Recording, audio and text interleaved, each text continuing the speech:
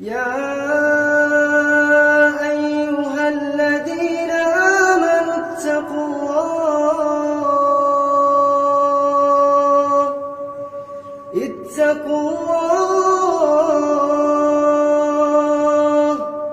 اتقوا اللہ ولتنظر نفس ما قدمت لغد واتقوا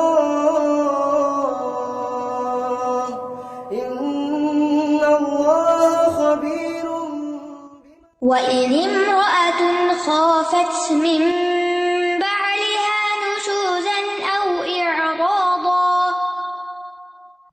إِعْرَاضًا فَلَا جُنَاحَ عَلَيْهِمَا أَن يُصْلِحَا بَيْنَهُمَا صُلْحًا وَالصُّلْحُ خَيْرٌ وَأُحْضِرَتِ الْأَنفُسُ الشُّحَّ وَإِن تُحْسِنُوا وَتَتَّقُوا فَإِنَّ اللَّهَ كَانَ بِمَا تَعْمَلُونَ خَبِيرًا۔ اور اگر کوئی عورت اپنے شوہر کی زیادتی کرنے یا بے رخی برتنے سے ڈرتی ہو تو ان دونوں پر کوئی گناہ نہیں کہ وہ آپس میں صلح کر لیں، اور صلح کرنا بہتر ہے، اور دلوں میں بخیلی رکھ دی گئی ہے۔ اور اگر تم احسان کرو اور تقوی اختیار کرو تو بے شک جو عمل بھی تم کرتے ہو اللہ اس کی خوب خبر رکھنے والا ہے۔ حضرت عائشہ اس آیت کے شان نزول کے بارے میں کہتی ہیں وَإِنِ امْرَأَةٌ خَافَتْ مِن بَعْلِهَا نُشُوزًا أَوْ إِعْرَاضًا، کہ اس آیت میں ایسی عورت کا بیان ہے جو کسی مرد کے پاس ہو اور وہ مرد اسے اپنے پاس زیادہ نہ بلاتا ہو بلکہ وہ اسے طلاق دینے کا ارادہ رکھتا ہو اور اس کی بجائے دوسری عورت سے شادی کرنا چاہتا ہو، لیکن اس کی موجودہ بیوی اس سے کہے کہ مجھے اپنے ساتھ ہی رکھو اور طلاق نہ دو، تم میرے سوا کسی اور سے شادی کر سکتے ہو، میرے خرچ سے بھی تم آزاد ہو اور تم پر باری کی بھی کوئی پابندی نہیں، تو اس کا ذکر اللہ تعالیٰ کے اس ارشاد میں ہے فلا جناح علیہما، اس پر کوئی گناہ نہیں کہ وہ آپس میں صلح کر لیں، والصلح خیر، اور صلح ہی بہتر ہے تاکہ خاندان بچا رہے اور بچوں کی تربیت اچھے طریقے سے ہوتی رہے۔ اور اس کی کئی صورتیں ہو سکتی ہیں، یہ تو صرف ایک حضرت عائشہ کی رائے ہے۔ وَإِنِ امْرَأَةٌ خَافَتْ مِن بَعْلِهَا، یہاں زوجہا نہیں کہا، بال کہا ہے۔ اور اگر کوئی عورت ڈرتی ہو اپنے شوہر سے، امرأۃن نکرہ ہے، یعنی کوئی بھی عورت، مراد شادی شدہ عورت۔ خافت، خوف کا معنی ہوتا ہے کہ انسان ایسی چیز کے واقع ہونے کی توقع کرے جو ناپسندیدہ ہو، یعنی ہم ڈرتے کب ہیں کہ کوئی ایسی چیز ہو جائے گی جو ہمیں پریشان کرے گی، یعنی عورت سینس کر رہی ہے کہ مرد بے رخی برت رہا ہے، اس کا دھیان کہیں اور ہو گیا ہے، وہ اب ساتھ کھانا نہیں کھاتا، گھر نہیں آتا، دوستوں کے ساتھ رہتا ہے، کہیں اور رہتا ہے، کچھ پتہ نہیں کہاں جاتا ہے، اور آہستہ آہستہ عورت کو یہ محسوس ہونے لگا ہے کہ جیسے اب وہ اس کو بالکل الگ کر دے گا، اور یہ مردوں کے اندر کچھ ایسی علامتیں ظاہر ہونے لگتی ہیں جس سے عورت کے اندر یہ خوف پیدا ہوتا ہے، یا پھر یہ کہ وہ زبان سے کوئی بات کہے، کہ مثلا یہ کہ تمہاری صورت مجھے اچھی نہیں لگتی، تم بہت ایجڈ ہو گئی ہو، میں کسی نوجوان سے شادی کرنا چاہتا ہوں، اس طرح کی کئی چیزیں ہو سکتی ہیں، معاشرے میں یہ سب چیزیں موجود ہیں۔ وَإِنِ امْرَأَةٌ خَافَتْ مِن بَعْلِهَا نُشُوزًا أَوْ إِعْرَاضًا، دو چیزوں کا ڈر ہو۔ نشوز کا لفظ نشزن سے ہے، النشز، اس کا معنی ہوتا ہے ترفع، برتری کا اظہار کرنا۔ پیچھے ہم عورتوں کے نشوز کے بارے میں پڑھ چکے ہیں، واللاتی تخافون نشوزہن، وہ عورتیں جن کے نشوز سے تم ڈرتے ہو، یعنی مرد، ماں مردوں کو خطاب تھا، ٹھیک ہے۔ یہاں مرد کے نشوز کی بات ہے، یعنی نشوز مرد میں بھی ہوتا ہے، نشوز عورت میں بھی ہوتا ہے۔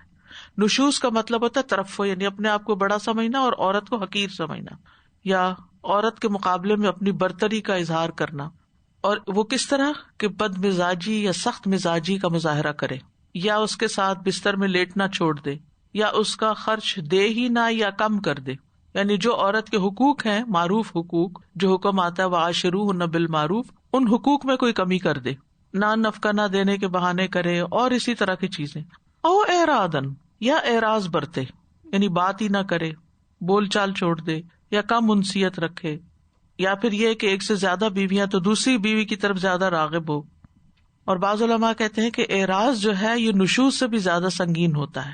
نشوز یہ ہے کہ گھر میں آ کے شاؤٹنگ شروع کر دیتا ہے، چیخنا چلانا، زور زور سے بولنا، بد اخلاقی سے پیش آنا، اور اعراض کا مطلب ہے بات چیت ہی بند، ٹھیک ہے نا، دونوں ہی چیزیں تکلیف دہ ہیں، لیکن اعراض نشوز سے زیادہ تکلیف دہ ہے، اور بعض صورتوں میں نشوز اعراض سے زیادہ تکلیف دہ ہو سکتا ہے.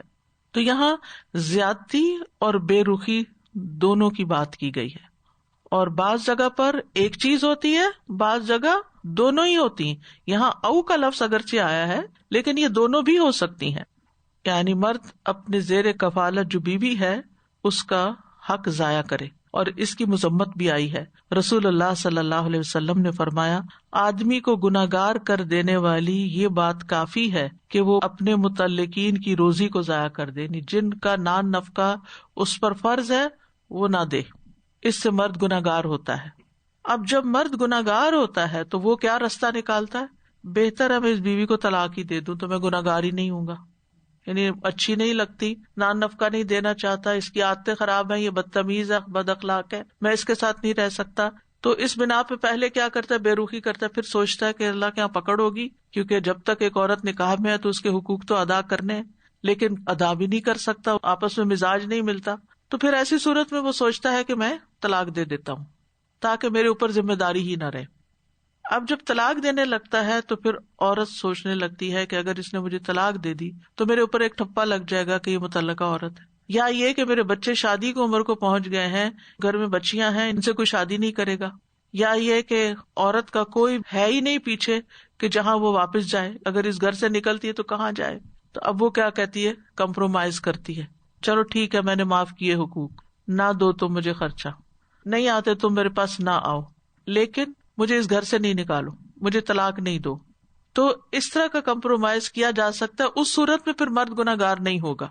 اگر عورت اپنے حقوق سے ودرا کر لیتی ہے تو وہ گناہگار نہیں ہوگا. اسی طرح بعض اوقات یہ بھی ہوتا ہے کہ ایک عورت کو مرد برا لگتا ہے اور وہ اس کا حق نہیں دیتی، وہ اپنے پاس بلاتا ہے اس کو تو وہ نہیں جاتی.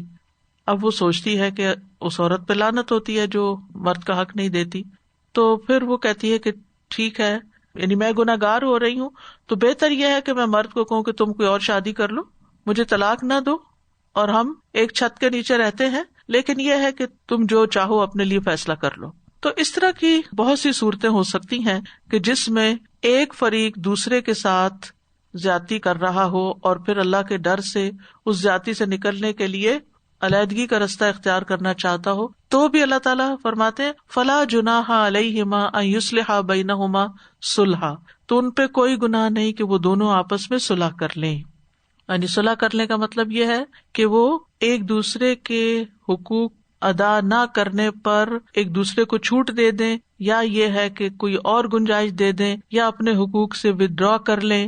تو یہاں یعنی حقوق چھوڑ کر باہمی صلح کرنا جو ہے اس میں کوئی گناہ کی بات نہیں، یعنی آپس میں طے کر لیا ہے.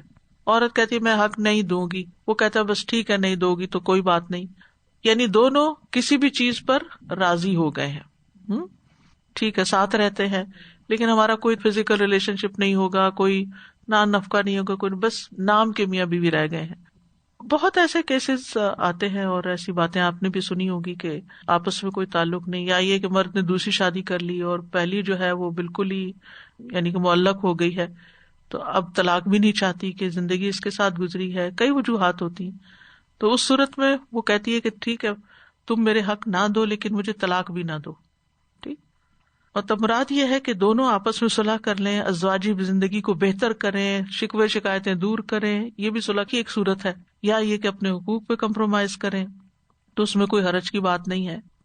اور اس میں ہم دیکھتے ہیں کہ جیسے ایک مثال بھی ملتی ہے کہ سودا بنت زامہ جو تھیں وہ کافی ایجڈ ہو گئی تھی، تو انہیں یہ فکر ہوئی کہ کہیں مجھے رسول اللہ صلی اللہ علیہ وسلم چھوڑ نہ دیں، یعنی میں ان کے کسی کام کی نہیں ہوں اور ان کی اور ازواج بھی ہیں. تو انہوں نے کہا کہ میں اپنی خوشی سے اپنا دن حضرت عائشہ کو دیتی ہوں، کیونکہ ان کو پتا تھا کہ نبی صلی اللہ علیہ وسلم حضرت عائشہ سے محبت کرتے ہیں، لیکن میں دنیا اور آخرت دونوں میں آپ کی بیوی رہنا چاہتی ہوں، ام المومنین کہلانا چاہتی ہوں. تو نبی صلی اللہ علیہ وسلم ویسے ان کا خیال رکھتے تھے، لیکن ظاہر ہے کہ عورت جب عمر کی ایک خاص حد تک پہنچ جاتی ہے تو اس کی ازدواجی ضروریات بھی نہیں رہتی. تو اس صورت میں انہوں نے پھر اپنا دن حضرت عائشہ کو دے دیا، تو رسول اللہ صلی اللہ علیہ وسلم نے اس کو قبول کر لیا. اسی طرح یہ ہے کہ بعض اوقات شوہر کے پاس کوئی جاب نہیں ہوتی، کوئی بزنس نہیں ہے، کوئی آمدنی کا ذریعہ نہیں ہے، عورت کما رہی ہے، مرد نہیں کما رہا. اس صورت میں عورت روز غصہ کرتی ہے، میں خرچ کر رہی ہوں. اور اس میں بھی ہمیں ازواج مطہرات میں مثال ملتی ہے کہ کس طرح حضرت عائشہ کہتی ہیں کہ 3 چاند دیکھ لیتے تھے، مطلب یہ کہ 3 مہینے گزر جاتے تھے اور رسول اللہ صلی اللہ علیہ وسلم کے گھروں میں آگ نہیں جلتی تھی، یعنی آپ ان کا نان نفقہ پورا نہیں کر سکتے تھے. تو عروہ کہتے ہیں میں نے عرض کیا ہے خالہ پھر آپ کس طرح زندگی گزارتی تھی؟ تو حضرت عائشہ کہتی ہیں کہ 2 کالی چیزوں پر، یعنی کھجور اور پانی، سوائے اس کے کہ رسول اللہ صلی اللہ علیہ وسلم کے کچھ انصاری ہمسائے تھے اور ان کے دودھ دینے والے جانور تھے، وہ حضور صلی اللہ علیہ وسلم کو جانوروں کا دودھ بھیج دیتے تھے تو آپ ہمیں وہ دودھ پلا دیتے تھے. تو اس صورت میں بھی قرآن مجید کی سورۃ الاحزاب میں آتا ہے نا کہ جب ازواج نے مطالبہ کیا نان نفقے کا اور آپ دے نہیں سکتے تھے تو پھر آیت تفویض نازل ہوئی تھی. تو ایسی صورت میں بھی یعنی عورت اگر کمپرومائز کر لیتی ہے کہ چلے ٹھیک ہے کوئی بات نہیں، ایک وقت تھا کہ تم مجھے کھلاتے تھے، بہت کچھ دیتے تھے، لیکن آج تمہارے پاس نہیں تو چلو میں خرچ کرتی ہوں اگرچہ میری ذمہ داری نہیں، تو یہ بھی صلح کی ایک صورت ہے. پھر اسی طرح یہ ہے کہ بعض اوقات گھر کے کام بہت زیادہ ہوتے ہیں، بہت ذمہ داریاں ہو سکتی ہیں، جیسے حضرت اسماء کہتی ہیں کہ میں اپنے شوہر کی خدمت بھی کرتی تھی اور ان کا ایک گھوڑا تھا اس کی بھی دیکھ بھال کرتی تھی، اور میرے لیے گھوڑے کی دیکھ بھال کرنے سے زیادہ سخت کام کوئی نہیں تھا. اس طرح کہ اس کے لیے گٹلیاں کوٹتی تھی، اس کا چارہ بناتی، اسے پانی پلاتی، اس کے ڈول سیتی. پھر رسول اللہ صلی اللہ علیہ وسلم نے کچھ ہی عرصے کے بعد میرے پاس ایک خادم بھیج دیا اور میں گھوڑے کی دیکھ بھال سے بڑی ذمہ ہو گئی. ایسا لگا جیسے انہوں نے مجھے آزاد کر دیا ہو، یعنی اتنی میرے لیے سہولت ہو گئی. لیکن انہوں نے یہ نہیں کہا کہ اب میرے اوپر اتنی ذمہ داریاں ہیں تو میں نہیں یہ سب دیکھ سکتی، میں جا رہی ہوں. تو ایک دوسرے کے ساتھ صلح اسی وقت ہو سکتی ہے، کمپرومائز اسی وقت ہو سکتے ہیں جب ایک دوسرے کی طرف سے ملنے والے کسی خیر پر نظر رکھی جائے کہ اگر 10 خرابیاں اس شخص میں تو ایک خیر بھی ہے، چلو ساتھ ہی زندگی بسر کرتے ہیں. اور اگر وہ کہے کہ نہیں، آگے اس کا بھی پھر حل آئے گا. وَالصُّلْحُ خَيْرٌ، صلح بہتر ہے، کمپرومائز کر کے رہ لو آپس میں، بہتر ہے، گھر بچا کے رکھو بہتر ہے. اور یہ ایک اصول ہے وَالصُّلْحُ خَيْرٌ، یہ صرف اس معاملے میں نہیں، کسی کے ساتھ بھی صلح صفائی کے ساتھ رہنا چاہیے، چاہے سسرال ہوں چاہے پڑوسی ہوں. یعنی لڑ جھگڑ کے نہ زندگی بسر کرو، لوگوں کے ساتھ صلح کے ساتھ رہو، اچھے اخلاق کے ساتھ رہو، یعنی آپس میں بول چال رکھو، میل ملاپ رکھو، ایک دوسرے کے حقوق دو. صلح کو اپنی بےزتی نہ سمجھو، کیونکہ وَأُحْضِرَتِ الْأَنفُسُ الشُّحَّ، دلوں میں تنگی ہے، انسان اپنے حقوق پہ کمپرومائز نہیں کرنا چاہتا ہے، اور وہ کہتا ہے کہ یہ کیوں، why this، یہ میرا حق ہے. تو بھی اس صورت میں کیا کہا گیا کہ انسان کے اندر شح ہے، بخل ہے، انسان اپنا حق چھوڑنے میں بخل سے کام لیتا ہے. تو پھر صلح کیسے ہوگی؟ اس کے لیے اگر صلح کرنا چاہتے ہیں تو اپنے مزاج کی مخالفت کرنی ہوگی، اپنی ناپسند پہ کنٹرول کرنا ہوگا. بیوی کو شوہر یا شوہر کو بیوی اچھی نہیں لگتی تو کوئی بات نہیں، پھر بھی زندگی گزر سکتی ہے. کوئی اور خوبیاں دیکھ لو، مثلاً بیوی ویسے اچھی نہیں لگتی، اگر کوئی ایک عادت بری لگتی ہے تو کوئی اور اچھی لگتی ہوگی، جیسے حدیث میں آتا ہے اگر وہ شکل صورت کی اتنی اچھی نہیں تو اس سے جو اولاد اللہ نے دی وہ بہت فرما بردار ہے، بہت قابل ہوئی ہے. اسی طرح مرد کی اگر کوئی ایک عادت اچھی نہیں لگتی تو دوسری عادت، یعنی انسان آپس میں ایک دوسرے کی خوبیاں دیکھتے ہوئے ایک دوسرے کے ساتھ نباہ کی کوشش کرے. شوہ کی بجائے فراخ دلی کو اپنائے، اپنے دل میں وسعت پیدا کرے، دل بڑا کرے. یعنی انسان صدقے میں بھی تو مال دے دیتا ہے نا، باہر بھی تو خرچ کرتا ہے، تو کیا اگر اس بیوی کو بھی دے دے جو اچھی نہیں لگتی. اسی طرح انسان اپنے ماں باپ کی بھی خدمت کرتا ہے، اوروں کی بھی خدمت کرتا ہے. کیا ہوا اگر نہیں میاں کی طرف سے بہت خوشیاں ملی تو بھی اس کی خدمت کرتا رہے انسان. تو یہاں شوہ کی مذمت کی گئی ہے ایک طرح سے. حدیث میں آتا ہے نبی صلی اللہ علیہ وسلم نے فرمایا ایک مسلمان آدمی کے دل میں ایمان اور بخل اکٹھے نہیں ہو سکتے. ایک اور روایت میں آتا ہے آدمی میں سب سے بدترین چیز بے صبرے پن کے ساتھ بخل اور حد سے زیادہ بزدل ہونا. یہ 2 عادتیں نہیں پسند، مومن کے اندر نہیں ہونی چاہیے، بے صبرا پن اور بے صبرے پن کے ساتھ بخل اور بزدلی. شح جو ہے نا اس سے گناہوں کے دروازے کھلتے ہیں، اور صلح کے لیے شح قاتل ہے. صلح نہیں ہو سکتی جب تک کہ شح دور نہ ہو. اور مالی معاملات میں بھی بعض اوقات آپس میں بہن بھائیوں کے لڑائی جھگڑے فتنے فساد، وراثت کے معاملے میں، دیگر معاملات میں، ان میں بھی جب کوئی اڑ جاتا ہے نا تو شح کی وجہ سے اڑتا ہے. یعنی میں نے یہ جگہ نہیں چھوڑنی، میں نے یہ نہیں دینا، میں اس پہ راضی نہیں. بعض اوقات قرض لینے دینے والے جو ہیں وہ آپس میں ایک دوسرے کے ساتھ لڑائی جھگڑے کر لیتے ہیں. کعب رضی اللہ عنہ کہتے ہیں کہ انہوں نے مسجد نبوی میں ابن ابی حضرت سے اپنے قرض کا تقاضا کیا اور دونوں کی گفتگو بلند آوازوں سے ہونے لگی، یہاں تک کہ رسول اللہ صلی اللہ علیہ وسلم نے بھی سن لیا، حالانکہ آپ اپنے گھر میں تھے۔ آپ ان کی طرف بڑھے، یہاں تک کہ حجرے کا پردہ اٹھا کر کہا، اے کعب۔ وہ بولے، میں حاضر ہوں اے اللہ کے رسول صلی اللہ علیہ وسلم۔ آپ نے فرمایا، تم اپنے قرض میں سے اتنا کم کر دو۔ آپ کا اشارہ تھا کہ آدھا کم کر دو۔ انہوں نے کہا، یا رسول اللہ صلی اللہ علیہ وسلم، میں نے ایسا کر دیا۔ آپ نے ابن ابی حضرت سے کہا، اٹھو اب اس کا قرض ادا کریں، باقی تو دے دو۔ اب آدھا چھڑا دیا تو اس کو تو ایک طرح سے لاس ہی ہوا، لیکن اسے دل بڑا کیا، آدھا معاف کر دیا، آدھا مل گیا اس کو۔ اسی طرح بعض اوقات کسی نے کوئی کمٹمنٹ کی ہوتی ہے یا کوئی مالی کمٹمنٹ کی ہوتی ہے اور پھر کسی وجہ سے کوئی فائنینشیل کرنچ آ جاتا ہے، کوئی اور ریزن بنتی ہے، وہ ادا نہیں کر سکتا، تو پھر اس کو کیا کرنا چاہیے؟ یعنی دوسرے فریق کو دل بڑا کر کے معافی کی طرف جانا چاہیے، دل میں آنے والے بخل کے خلاف جانا چاہیے۔ یہ شوہ کا علاج ہے۔ نبی صلی اللہ علیہ وسلم نے فرمایا، 3 برائیاں ہلاک کرنے والی ہیں۔ نمبر 1، بخل، جس کی پیروی کی جائے، اڑ جائے بندہ تو اس کے اپوزٹ جانا چاہیے۔ خواہش نفس، جس کے پیچھے چلا جائے تو کیا کرنا چاہیے؟ اس کے بھی اپوزٹ جانا چاہیے۔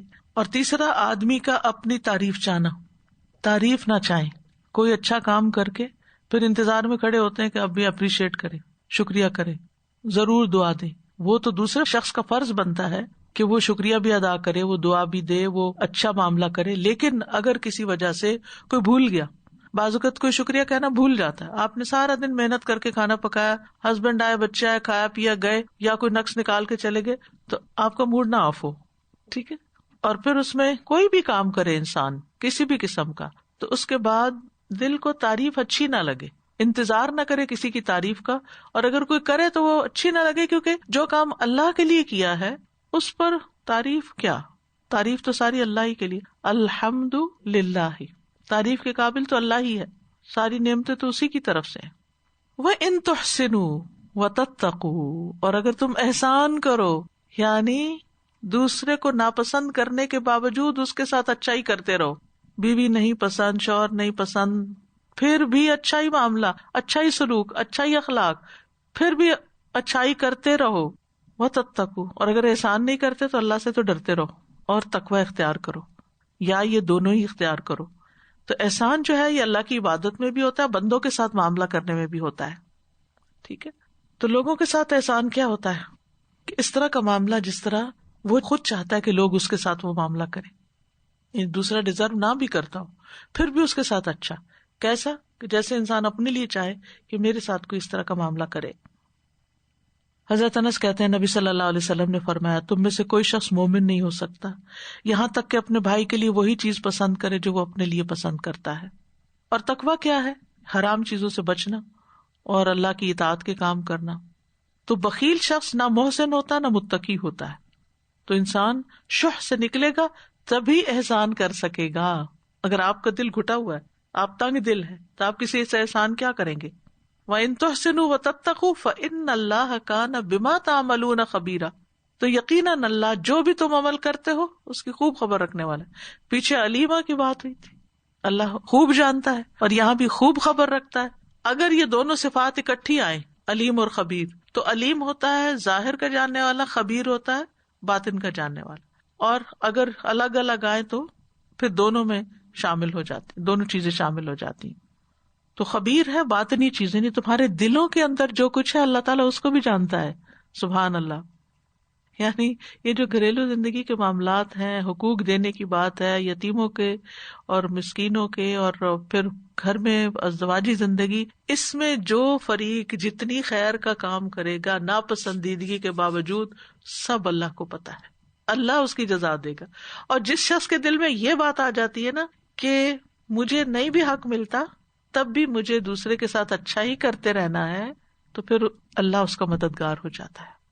یہ کبھی بھی نہیں ہو سکتا کہ کوئی شخص احسان کرے، اچھا کرے اور اللہ اس کو بدلہ نہ دے۔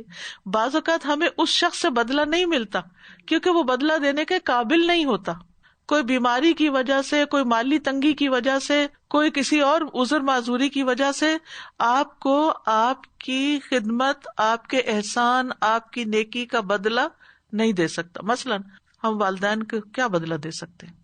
جو انہوں نے احسان ہم پہ کیا، ہم تو نہیں دے سکتے، لیکن والدین ساری تکلیفیں اٹھا کے جو احسان کرتے ہیں، اللہ سب دیکھتا ہے کہ انہوں نے کتنی قربانیاں کی ہیں. تو اس لیے بار بار بچوں کو احسان نہیں جتانا چاہیے، بار بار بچوں کے اوپر نہیں کرنا چاہیے تم یہ نہیں کرتے تم وہ نہیں کرتے. بھائی اللہ کے لیے کرو اور اللہ سے جزا لو. یہ کیسے ہو سکتا ہے کہ آپ اللہ کے لیے کوئی کام کریں اور اللہ تعالیٰ اس کا بدلہ نہ دے؟ دیکھیں انسانوں میں سے بھی جو کوئی شریف انسان ہوتا ہے نا، اچھا انسان ہوتا ہے، تو وہ بھی کسی کا حق نہیں رکھتا.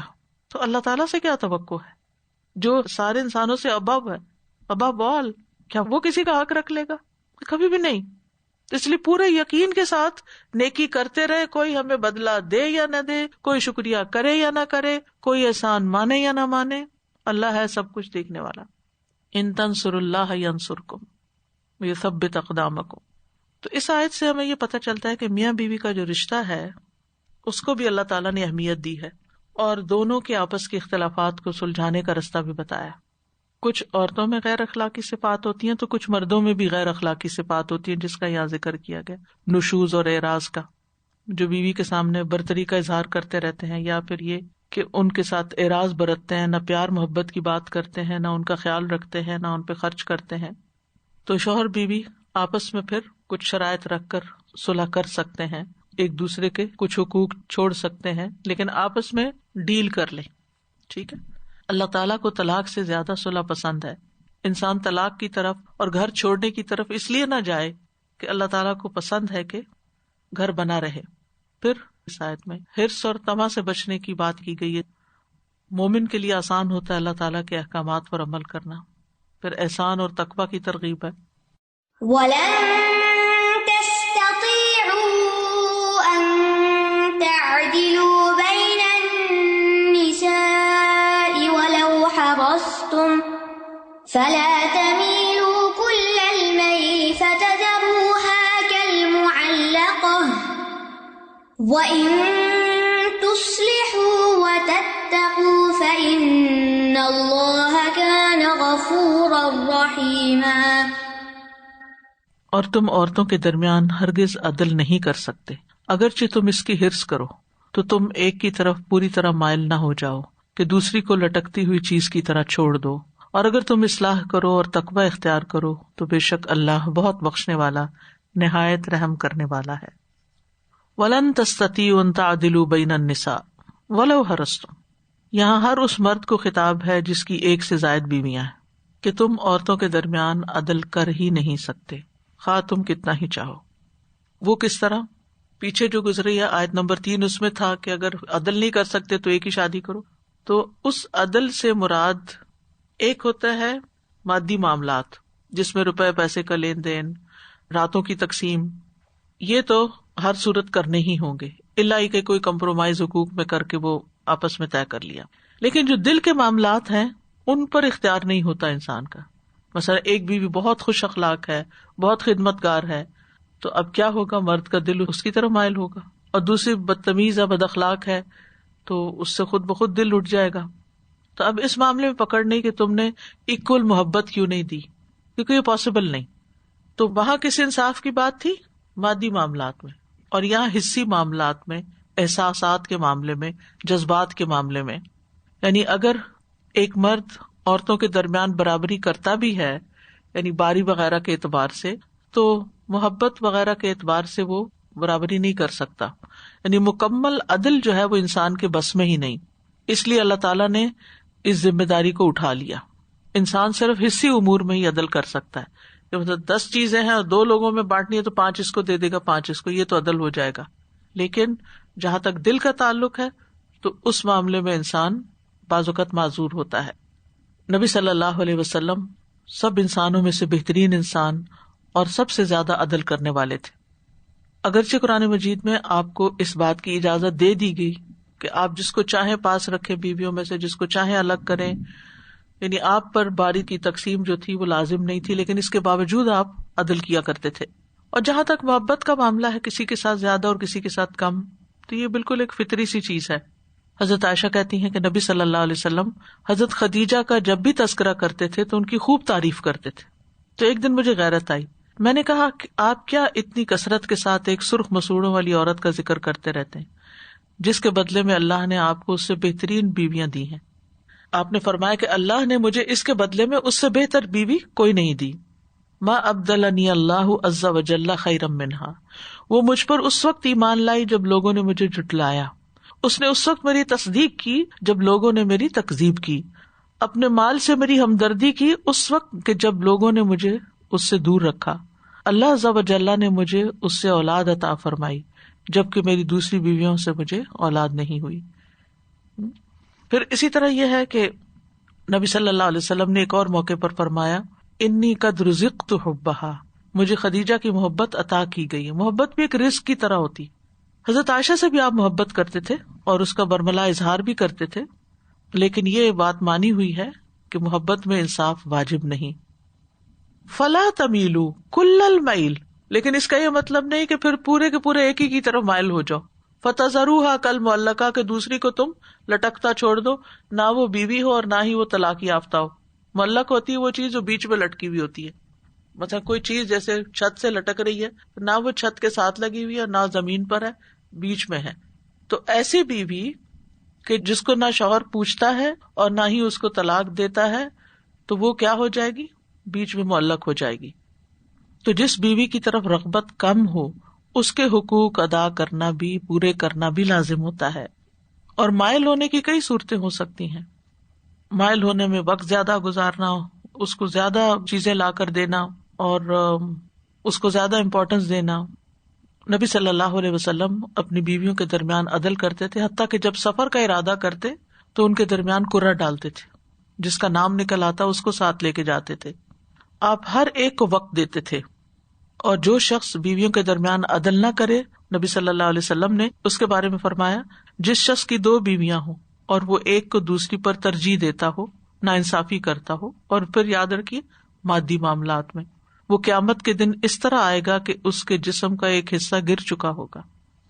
وَإِن تُصْلِحُوا وَتَتَّقُوا، صلح اور تقوی کی دوبارہ بات آئی، اور اگر تم صلح کر لو اور اللہ سے ڈرو، فَإِنَّ اللَّهَ كَانَ غَفُورًا رَحِيمًا، تو یقیناً اللہ غفور الرحیم ہے۔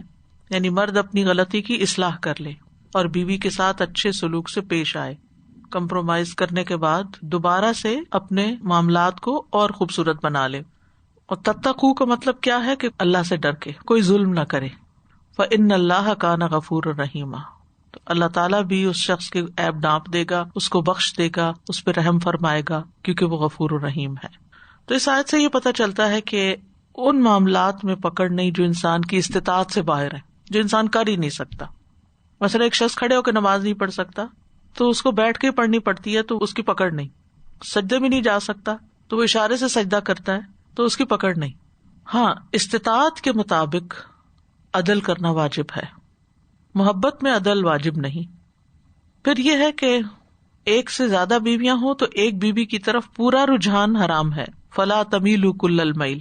پھر اسی طرح یہ ہے کہ جو شفقت اور رحمت کا مستحق ہو اس پر شفقت کرنی چاہیے، یعنی کسی عورت کی زندگی کو حرام کر دینا اور اس کے ساتھ کوئی تعلق نہ رکھنا بیوی ہوتے ہوئے اور اس کی زندگی کو مشکل میں ڈالنا، یہ درست نہیں۔ فَتَذَرُوهَا كَالْمُعَلَّقَةِ، نہ وہ ادھر کی نہ ادھر کی۔ پھر ایک اور بات یہ پتہ چلتی اس آیت سے کہ صلح اور تقوی بخشش کا سبب ہے۔ دوسروں کے ساتھ اپنے تعلقات کی اصلاح کر لینا اور اللہ سے ڈرنا، اس سے اللہ تعالیٰ کی بخشش حاصل ہوتی ہے، انسان قابل رحم ہوتا ہے۔ بخشش سے ناپسندیدہ چیز ختم ہو جاتی ہے، یعنی گناہ چلے جاتے ہیں، اور رحمت کی وجہ سے مطلوبہ چیز حاصل ہو جاتی ہے۔ وَإِن يَتَفَرَّقَا يُغْنِ اللَّهُ كُلًّا مِّن سَعَتِهِ وَكَانَ اللَّهُ وَاسِعًا حَكِيمًا۔ اور اگر وہ دونوں الگ ہو جائیں تو اللہ ہر ایک کو اپنی وسعت سے غنی کر دے گا، اور اللہ وسعت والا خوب حکمت والا ہے۔ یعنی ساری کوششیں ہو چکی، صلح بھی ہو گئی، احسان بھی کرنے کی کوشش کی، سب کچھ ہو، لیکن پھر ڈر یہ پیدا ہوا کہ کہیں ایسا نہ ہو کہ اللہ کے ہاں کوئی پکڑ ہو یا کوئی غلط رستہ نہ اختیار کر لے۔ مثلا ایک عورت جوان ہے اور شوہر اس کی طرف دیکھتا ہی نہیں ہے، اس کو ایسے چھوڑا ہوا جیسے وہ اس کی بیوی نہیں، اس کی بہن ہو، تو ایسی صورت میں عورت سمجھتی ہے کہ اگر میں مستقل یہاں رہی تو میں کسی غلط کام میں نہ پڑ جاؤں، تو وہ پھر کہتی ہے بہتر ہے میں طلاق ہی لے لیتی ہوں، کہیں اور شادی کر لیتی ہوں۔ تو اگر اس کو امید ہے کہ کہیں اور اس کی شادی ہو جائے گی تو بہتر ہے کہ پھر وہ الگ ہو جائے، یعنی طلاق کوئی حرام چیز نہیں ہے۔ وَإِن يَتَفَرَّقَا، اگر دونوں الگ الگ ہو جائیں، یغنِ اللَّهُ کلن من سعتی، اللہ ہر ایک کو غنی کر دے گا اپنی وسعت سے. یعنی نہ مرد خسارے میں ہوگا نہ عورت، کیونکہ بعض اوقات عورت سمجھتی ہے اگر میں نے اس کو چھوڑ دیا تو اس کو کوئی نہیں ملے گا، اور مرد سوچتا ہے کہ اگر میں نے اس کو طلاق دے دی تو اس کو کوئی نہیں پوچھے گا. نہیں، کوئی مرد یا کوئی عورت کسی کی قسمت کے مالک نہیں ہوتے، یہ سب کچھ اللہ کے ہاتھ میں ہوتا ہے. تو اس سے بھی نہیں ڈرنا چاہیے بہت، اور زندگی کو بالکل حرام نہیں کر لینا چاہیے. یعنی اگر میاں بیوی میں حسن معاشرت قائم نہ ہو سکے تو پھر علیحدگی کی گنجائش بھی ہے. زندگی کو مشکل نہیں بنایا گیا. یعنی جب حال یہ ہو جائے کہ بالکل ایک دوسرے کو برداشت ہی نہیں کر سکتے، کسی صورت ساتھ رہ ہی نہیں سکتے، کوئی کامن گراؤنڈ ہے ہی نہیں، تو پھر طلاق بھی رحمت ہے. تو وَإِن يَتَفَرَّقَا، تفرق سے ہے، فرقہ کہتے ہیں جدائی کو، اور فرقہ کہتے ہیں گروہ کو. تو یہ فرقہ سے ہے، یعنی نشوز اور اعراض کی وجہ سے الگ ہونے والے میاں بیوی سے اللہ کا وعدہ ہے کہ اللہ سبحانہ وتعالیٰ ان کے لیے کوئی بہتر صورت پیدا کر دے گا. اللہ تعالیٰ نکاح کرنے والے کو بھی غنی کرتا ہے، اور انصاف نہ کر سکنے کی صورت میں طلاق دینے والے کو بھی غنی کر دیتا ہے. امام قرطبی نے اپنی تفسیر میں ایک بڑا دلچسپ واقعہ لکھا ہے. ایک شخص حضرت جعفر بن محمد بن علی بن حسین، حضرت حسین رضی اللہ تعالیٰ عنہ جو تھے حضرت علی کے بیٹے، نبی صلی اللہ علیہ وسلم کے نواسے، ان کے یہ پڑ پوتے ہیں. ان کے پاس سے ایک شخص آیا اور کہا کہ میں بہت غریب ہوں، فاقے میں ہوں. تو انہوں نے کہا کہ تم شادی کر لو. شادی کی، پھر دوبارہ آیا، کہنے لگا کہ میرا تو فاقہ نہیں ختم ہوا. انہوں نے کہا طلاق دے دو. تو اس نے کہا کہ یہ کیا؟ انہوں نے کہا کہ میں نے اس آیت کی روشنی میں تمہیں نکاح کا حکم دیا تھا، وَأَنكِحُوا الْأَيَامَ مِنكُمْ وَالصَّالِحِينَ مِنْ عِبَادِكُمْ وَإِمَائِكُمْ إِن يَكُونُوا فُقَرَاءَ يُغْنِهِمُ اللَّهُ مِنْ فَضْلِهِ وَاللَّهُ وَاسِعٌ عَلِيمٌ. اور اپنے میں سے بے نکاح مردوں عورتوں کا نکاح کر دو، اپنے غلاموں اور لونڈیوں میں سے بھی جو نیک ہیں ان کا بھی، اگر وہ محتاج ہوں گے تو اللہ انہیں اپنے فضل سے غنی کر دے گا. یعنی شادی بھی بعض اوقات غنی ہونے کا سبب بن جاتی ہے. مثلا ایک مرد کے پاس جاب نہیں یا کاروبار اچھا نہیں ہو، بیوی آتی ہے، گھر سنبھالتی ہے، اور کہاں سے کہاں انسان پہنچ جاتا ہے. مجھے یاد ہے میرا ایک بھائی تھا تو وہ کہتا تھا میری بس اتنی تنخواہ ہے، اتنا میرا اپنا خرچہ ہے، تو اتنے میں گھر نہیں چلا سکتا، میں نے نہیں شادی کرنی. ہم سب ان کے پیچھے کہ یہ کیسے ہو سکتا ہے، حالانکہ اچھی بلی جاب تھی لیکن رشوت وغیرہ لینے کا کوئی کانسیپٹ نہیں تھا. تو کہتے کہ دیکھیں نا، آپ کیلکولیشن کر کر کے بتاتا تھا کہ اس میں گھر نہیں چل سکتا. لیکن سب نے سمجھایا کیا اور الحمدللہ شادی کی، اور اس کے بعد ماشاء اللہ ترقی پہ ترقی پہ ترقی پہ کہاں سے کہاں پہنچ گیا. تو یہ ہوتا ہے بعض اوقات، یعنی انسان ڈرتا ہے فقر سے، لیکن شادی ذریعہ بن جاتی ہے غنا کا. بہت سے ایسے کیسز ہوتے، لیکن بعض اوقات شادی کے بعد بھی حالات ٹھیک نہیں ہوتے، تو ایسی صورت میں انسان نہیں پورا کر سکتا، بیوی تنگ آتی ہے تو کہتی مجھے طلاق دے دو، تم میرا نان نفقہ نہیں دیتے. اور اگر وہ الگ ہو جائیں، وَإِن يَتَفَرَّقَا يُغْنِ اللَّهُ كُلًّا مِنْ سَعَتِهِ، تو ان کے الگ ہونے میں ہی ان کا رزق ہوتا ہے، اللہ تعالیٰ الگ کر کے ان کو غنی کر دیتا ہے. تو یہ اللہ کے فیصلے ہیں. یعنی انسان اصل امید اللہ ہی سے رکھے، انسانوں کے ہاتھ میں کسی کا رزق نہیں. پھر اسی طرح یہ کہ یغنی اللہ کل من سعتہ کا ایک معنی یہ بھی کیا گیا کہ اللہ تعالیٰ صبر اور قناعت عطا کر دے گا، اللہ بے نیاز کر دے گا اپنی رحمت سے. نمبر 2، کوئی بہتر ساتھی عطا کر دے گا.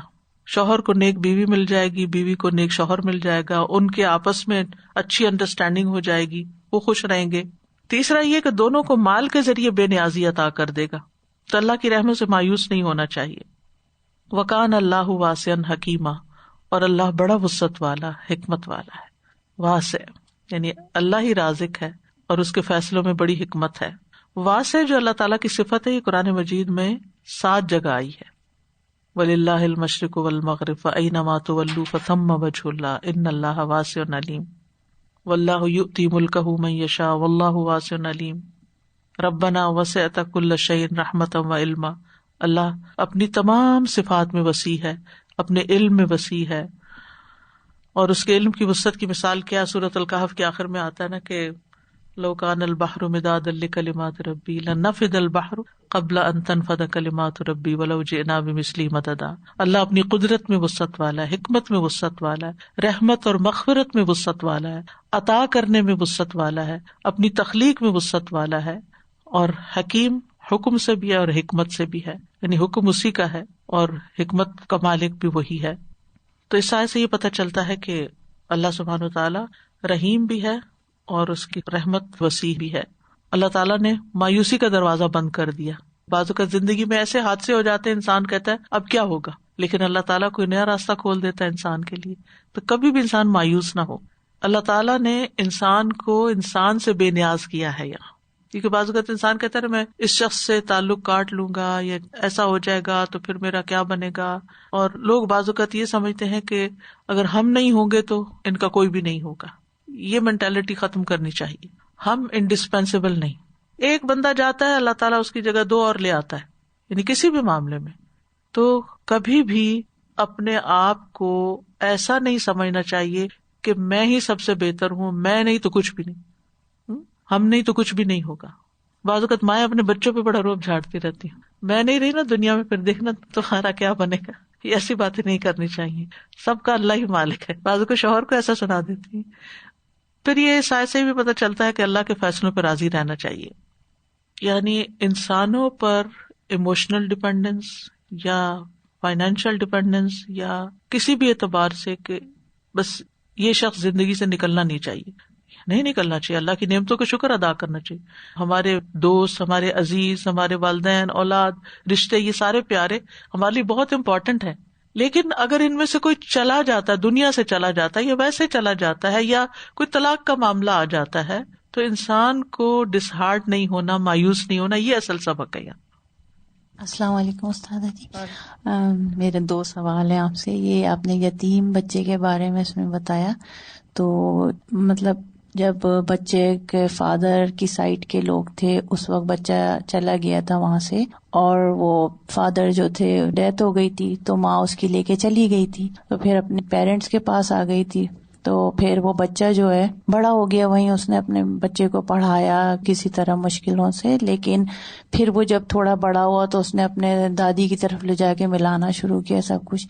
لیکن خیر پھر وہ اب جب آپ نے بتایا کہ یتیم کا مال جو ہے ان کے حوالے کرنا چاہیے, تو ان لوگوں نے تو خیر مطلب نہیں وہ کیا کچھ کہ نہیں ہمیں نہیں پتا فادر کا ہے یا نہیں, لیکن پھر اس نے بیچاری نے شادی کسی کے ساتھ کی, تو اب جو اس کا دوسرا فادر ہے تو انہوں نے اس کو ایکسپٹ کیا, بہت پیار سے پالا سب کچھ. لیکن اب فادر جو ہے اس کی جو نیا والا ہے, کیا اس میں تھوڑا حق بنتا ہے, اس کی وصیت میں سے بنتا ہے, ویسے نہیں بنتا, ویسے نہیں. اچھا بس وصیت میں کر دیں کچھ حصہ, اگر پیار سے دینا چاہیں, خود محبت سے اپنے دینا چاہیں. اچھا. اور دوسرا ایک یہ سوال ہے کہ اب بیوی نے شادی دوسری کر لی اور ہسبینڈ نے دوسری کر لی, جیسے دونوں میں آپس میں وہ طلاق ہو گئی, تو بچے جو ہے دونوں ایکسپٹ نہیں کر رہے, اور پھر بچے کا کیا کرنا چاہیے؟ دونوں میں سے جس کے پاس جانا چاہے چلا جائے. پھر استاذہ جی میں وہ یتیم بچوں کے بارے میں کہنا چاہ رہی تھی کہ اس وقت تو وہ چھوٹے ہوتے ہیں تو جس نے بھی جو حق دبایا کر دیا, پھر جب تھوڑے وہ بڑے بھی ہو کے آ کے اگر جب اپنا حق مانگنا چاہتے ہیں تو اس وقت بھی ایکسیپٹنس نہیں ہوتی, اس وقت بھی کوئی ان کو دینے کے لیے تیار نہیں ہوتا. تو یہ بہت کامن ہے ہمارے معاشرے میں, اور وجہ اب یہی سمجھ میں آ رہی ہے کہ دین کی کمی, دین کے علم کی کمی. سورۃ النساء پڑھ لیں, بار بار تقویٰ کا حکم ہے, بار بار احسان کا حکم ہے.